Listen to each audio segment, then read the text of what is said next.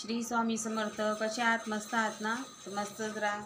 आजचा दिवस तुमचा चांगला जावा ही स्वामीचरणी प्रार्थना करते. उद्या आहे 8 मार्च, तर उद्या आहे महाशिवरात्री. तर महाशिवरात्रीला आपण कोणत्या सेवा करायच्या, काय करायचं ते मी सांगणार आहे. शेवट व्हिडिओपर्यंत बघा.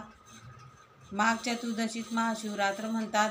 तसेच प्रत्येक महिन्याला शिवरात्री येत असते, पण माघ पक्षातील शिवरात्र महत्त्वाची मानली जाते.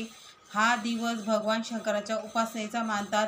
या दिवशी उपवास करतात, शंकरांना अभिषेक, लघुरुद्र, महारुद्र करतात, बेलाची पाने वाहतात. तुम्ही उद्या आवर्जून महादेवाची उपासना करा, पूजा करा, षोडोपचारी पूजा करा. ज्या मी सेवा सांगणार आहे त्या खूप प्रभावी आहेत. तुम्ही करून बघा. आपल्या घरातील संकट, दुःख, दरिद्री, आजारपण त्याच्याने दूर होणार आहेत. उद्या तर ती सेवा कोणती आहे तर आपल्याला महादेवाचा अभिषेक सुरू झाल्यावर एक गळती सर्वांनाच माहिती असेल. गळती घ्या आणि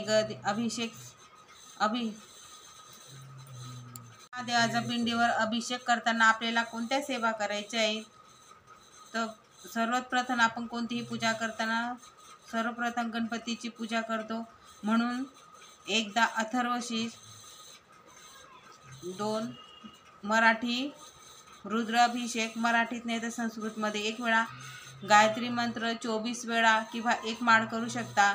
संजीवनी मंत्र 11 वेळा, अमृत संजीवनी मंत्र 11 वेळा, महामृत्युंजय मंत्र 11 वेळा, कालभैरव अष्टक 1 वेळा, शिवकवच 1 वेळा, शिवमहिमन संस्कृत किंवा मराठीत तुम्ही 1 वेळा म्हणू शकता.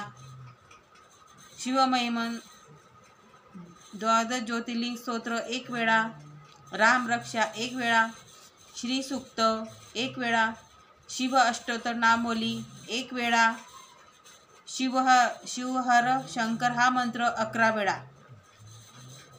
तर ह्या सेवा आपल्याला सर्व नित्य सेवेच्या पुस्तकात मिळून जातील.